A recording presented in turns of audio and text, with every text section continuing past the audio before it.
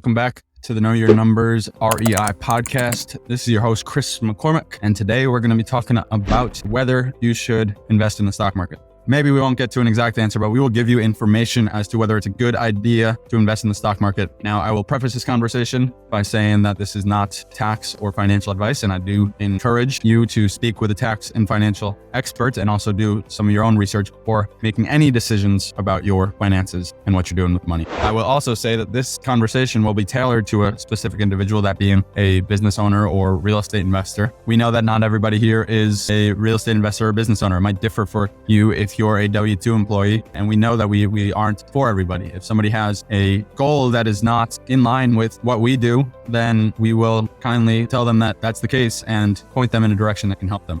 So please don't take this and run with it, but it will be valuable for everybody. And I know there's going to be good tidbits for all people. So with that being said, put your listening ears on and let's get started. So before we get in, it helps to understand what the stock market is, and that being that the stock market is just a combination of the largest public companies in the United States, and it's a sign of the economic standing of the market in general, and then you can also see the individual companies as well. So when you invest in a stock market, whether it's you're investing in a company or you're investing in a fund, you are giving someone else your money, and in exchange, you're getting a piece of the pie. You're getting their ownership portion of their business. So if I invest in Apple now takes my money, call it $1,000, and in exchange for that, I get shares of Apple, and when they profit, I profit, and it trickles down to me. So that's where I'd like to start this conversation is if you are looking to invest in the stock market, you should ask yourself, is this money better in the hands of Apple, or can I make better use of it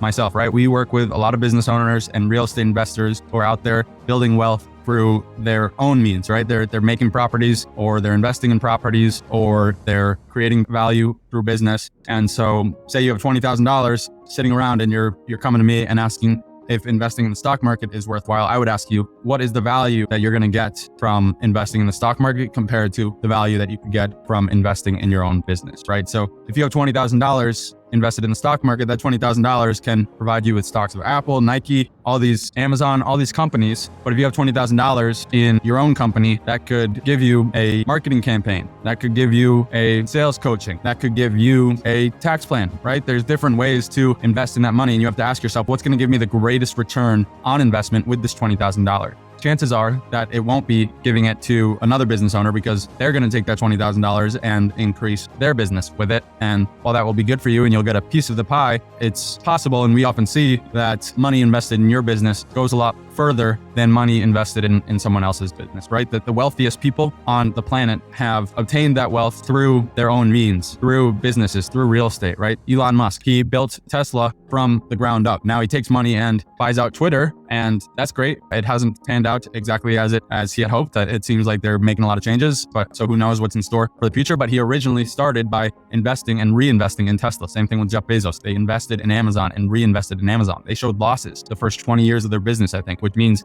that they were spending more money in their business than they were bringing in, whether that's on paper or actual. We can dive into the numbers and see, but the point being that the people who have gotten there have done so because they've reinvested in their business. Do they invest in stocks? I don't know, but I'd be surprised if they invested in individual stocks. Do they invest in big companies? Absolutely. I mean, Warren Buffett has invested in companies and made his wealth off of the stock market. Again, it's doable, and there are definitely people who can do it, but it requires a lot of attention and the decisions at the right time and the right amount of money, right? Like Warren Buffett has benefited greatly from the art of compounding. He started investing, it might be 9 or 11 or 12 years old, and he's now 80 some odd years old, and it resulted in billions of dollars and top 10 richest men on planet. So the first thing you have to ask is, what are my goals? If you want to invest in somebody else's company and you trust that business is going to do better over the long haul, whatever the time period is for you, than investing in your own business, then it's a worthwhile investment. But if you think $20,000 is better invested in a marketing campaign, then it's worth reinvesting in the business, which gets me to another point, which is tax consequences, right? If you are taking $20,000 that you've made in the business and investing it in the stock market, you don't get any sort of tax write-off. You are taxed on the money that you brought in, whether it's from your salary or the income, and then you invest that money in the stock, and assuming that the stock appreciates in the future, you're gonna be on the hook for capital gains tax. So there's tax consequences that you have to be aware of. Do you want those tax consequences? Whereas if you invested $20,000 in your business in an advertising or marketing or continuing education campaign, that $20,000 is now a write-off. Now that $20,000 will ideally result in more income in your business and you'll get taxed on that income. It's probably more income than you would have made in the stock market. It's a worthwhile investment in that regard. So there's tax consequences that you have to be aware of, and you don't get that original write-off that you do by investing in your own business. It's a question of what will get you there the fastest too, right? What will provide you the most value? Again, what are your goals? If your goal is to have enough for retirement, then yeah, stocks will get you there and it could be a good idea. But if your goal is to provide the most value you can, generate the most income, serve the most people in your business, reinvesting that money into your business is going to help you more than taking that money and putting it somewhere else, right? One thing that we see often is that entrepreneurs in general have this tendency to go after a lot of great ideas, right? I call it shiny object syndrome. We see this thing and all of a sudden that's the best thing. We see another thing, all of a sudden that's the best thing. When I was getting started in my business, I left the corporate world and all of a sudden I have the accounting business and there's real estate pursuits and there's insurance pursuits and maybe I want to do this or that. Like, you have to focus on something. And when you have another thing that's taking your focus, it's taking it away from the most focus. One of the biggest differentiators since starting my business has been saying no to a lot of opportunities, right? We say no to a lot of opportunities because we know that our business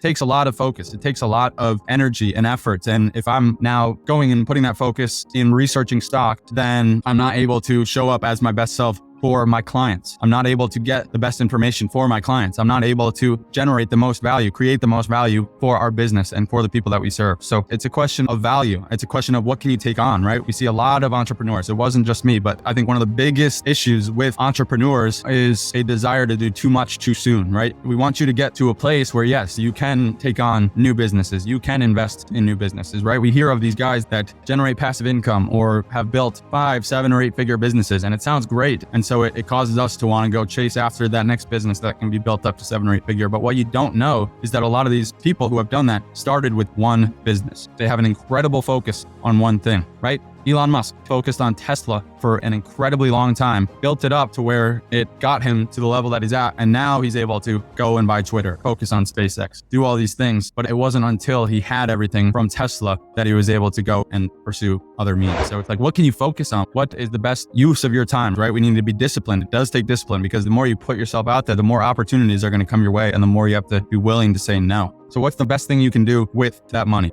Think about tax consequences. What are your goals? Like, this is why I said at the beginning, the W-2 earner might think differently than the business owner, because the business owner, your chief goal should be get to the next level as fast as you can. And $20,000 invested in the stock market is going to take away from $20,000 invested in your business, and it could hinder you from getting to that next level as fast as you can. Whereas a W-2 earner, stock market might be the best thing because it's like, okay, if I can put so much money in the stocks, I can live that FIRE lifestyle, the financial independence, retire early, right? And so it's a different approach when you're running a business compared to when you're making a W-2 wage. Risk is one thing that comes to mind as well. Like, there's a risk involved with investing in the stock market. Granted, as entrepreneurs, we take on risk. You're a business owner, you're a real estate investor. You're willing to take on risk, but the risk of loss in a stock is one that you don't have as much control over, right? There's an extreme risk when you give somebody else your money. You have less say over what can be done with it. So we talked a little bit about focus. We talked about your goals. What are your goals? Is your goal to retire? Then it's going to be different than if your goal is to get to that next level and always get to that next level. Like, reinvestment in your business is one of the most worthwhile things you can do if that is in line with your goal. There's tax consequences, right? Capital gains tax. You don't get the tax write-off for investing in stocks, but you do get a tax write-off for investing in your business. We know that we hear a lot of people ask, what should I do with this money? Or should I invest in stocks? Or how can I mitigate taxes? Do stocks come into account? And these are just some of the main talking points that I think are a worthwhile pursuit. I trust this was useful. Pray for you all. I believe that God will bless you in ways that are far greater than you could ask or imagine. Look forward to seeing you on the next episode.